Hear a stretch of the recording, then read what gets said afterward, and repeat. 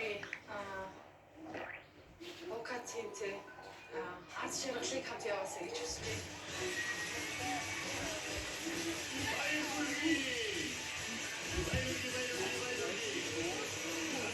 Харин энэхүү тулааны үр дүнд аз жаргал концерт гангорл удаан хүлээсэн voice-ийн аялал хас тулааны шог хүрээд өндөрлөх шаардлагатай болсон. За ОК-гийн хувьд бол олон жил одоо энэ тайз шоу ингээд хамтарч ажиллаж исэн хамт явж